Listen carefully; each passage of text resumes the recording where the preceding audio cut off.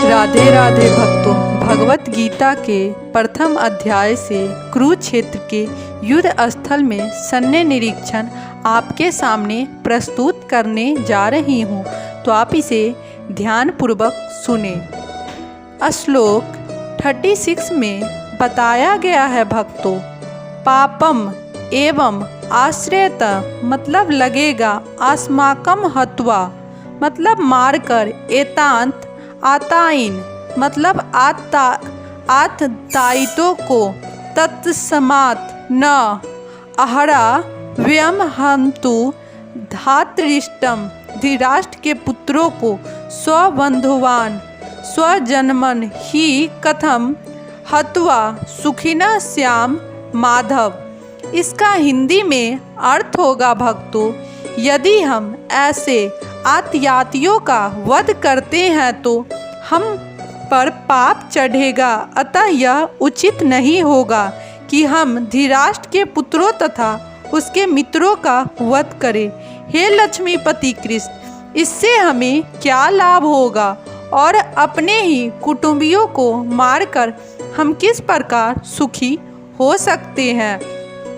वैदिक आदेशानुसार आततायित 6 प्रकार के होते हैं: विष देने वाला, घर में अग्नि लगाने वाला, घातक हथियार से आक्रमण करने वाला, धन लूटने वाला, दूसरे की भूमि हड़पने वाला तथा पराई स्त्री का अपहरण करने वाला। ऐसे आततायितों का तुरंत वध कर देना चाहिए, क्योंकि इनके वध को कोई पाप नहीं लगता। आततायितों का इस तरह वध करना किसी सामान्य व्यक्ति को शोभा दे सकता है, किंतु अर्जुन कोई सामान्य व्यक्ति नहीं है, वह स्वभाव से साधु है, अतः वह उसके साथ साधुत्व व्यवहार करना चाहता है, किंतु इस प्रकार का व्यवहार क्षत्रिय के लिए उपयुक्त नहीं है। यद्यपि राज्य के प्रशासन के लिए उत्तरदायित्व व्यक्ति को साधु प्रकृति का होना चाहिए, क्योंकि उसे कायर नहीं होना चाहिए। उदाहरण, भगवान राम इतने साधु थे कि आज भी लोग राम राज्य में रहना चाहते हैं, किंतु उन्होंने कभी कायरता प्रदर्शित नहीं की। रावण आततायी था क्योंकि वह राम की पत्नी सीता का अपहरण करके ले गया था, किंतु राम ने उसे ऐसा पाठ पढ़ाया जो विश्व इतिहास में बेजोड़ है। अर्जुन के प्रसंग में विशिष्ट प्रकार के आततायियों से भेंट होती है। ये है उसके निजी पितामह, आचार्य, मित्र, पुत्र, पौत्र इत्यादि। इसीलिए अर्जुन ने विचार किया कि उनके प्रति वह सामान्य आततायियों जैसे कटु कुटुंबी व्यवहार न करे। इसके अतिरिक्त साधु पुरुषों को तो क्षमा करने की सलाह दी जाती है। साधु पुरुषों के लिए ऐसे आदेश किसी राजनीतिक आपातकाल से अधिक महत्व रखते हैं। इसीलिए अर्जुन ने विचार किया कि राजनीतिक कारणों से स्वजनों का वध करने की अपेक्षा धर्म तथा सदाचार की दृष्टि से उन्हें क्षमा कर देना श्रेयस्कर होगा। अतः क्षणिक शरीर सुख के लिए इस तरह वध करना लाभप्रद नहीं होगा। अंततः जब सारा राज्य तथा उससे प्राप्त सुख अस्थायी नहीं है, तो फिर अपने स्वजनों को मारकर वह अपने ही जीवन तथा शाश्वत मुक्ति को संकट में क्यों डाले। अर्जुन द्वारा कृष्ण को माधव अथवा लक्ष्मीपति रूप में संबोधित करना भी सार्थक है।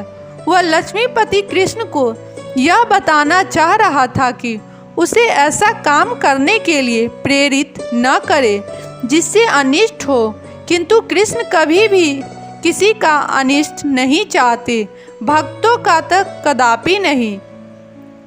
श्लोक 37 और 38 में बताया गया है भक्तों, हे जनार्दन, यद्यपि लोक से अभिभूत चित्त वाले ये लोग अपने परिवार को मारने या अपने मित्रों से द्रोह करने में कोई दोष नहीं देखते, किंतु हम लोग जो परिवार के विनष्ट करने में अपराध देख सकते हैं, उन्हें ऐसे पाप कर्मों में क्यों प्रवृत्त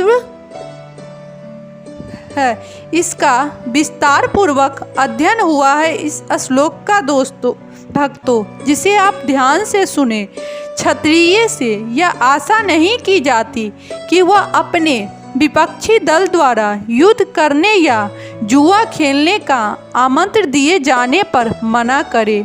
ऐसी अनिवार्यता में अर्जुन लड़ने से नकार नहीं सकता, क्योंकि उसको दुर्योधन के दल से ललकारा था। इस प्रसंग में अर्जुन ने विचार किया कि हो सकता है कि दूसरा पक्ष इस ललकार के परिणामों के प्रति अनभिज्ञ हो, किंतु अर्जुन को तो दुष्परिणाम दिखाई पड़ रहे थे, अतः वह ललकार को स्वीकार नहीं कर सकता। यदि परिणाम अच्छा हो तो कर्तव्य वस्तुतः पालनीय है, किंतु यदि परिणाम विपरीत हो तो हम उसके लिए बाध्य नहीं होते। इस विपक्षों पर विचार करके अर्जुन ने युद्ध न करने का निश्चय किया। श्लोक 39 में बताया गया है भक्तों, कुल क्षत्र प्रस्यंचन्ति मतलब विनष्ट हो जाती है। कुल धर्मा सनातना धर्मे नष्टे कुलम कृतस्तम अधर्म अभिभंति उन्नः। कुल का नाश होने पर सनातन कुल परंपरा नष्ट हो जाती है और इस तरह शेष कुल भी अधर्म में प्रवृत्त हो जाते हैं। इसका विस्तार पूर्वक अध्ययन हुआ है भक्तों कि वर्णाश्रम अवस्था में धार्मिक परंपराओं के अनेक नियम हैं, जिसकी सहायता से परिवार के सदस्य ठीक से उन्नति करके आध्यात्मिक मूल्यों की उपलब्धि कर सकते हैं। परिवार में जन्म से लेकर मृत्यु तक के सारे संस्कार के लिए वृद्ध लोग उत्तरदायी होते हैं, किंतु वृद्धों की मृत्यु के पश्चात संस्कार संबंधी पारिवारिक परंपराएं रुक जाती है और परिवार के तो तरुण सदस्य बचे रहते हैं। वे अधर्म्य व्यवसायों में प्रवृत्त होने से मुक्त लाभ से वंचित रह सकते हैं। अतः किसी भी कारणवश परिवार के वृद्धों का वध नहीं होना चाहिए।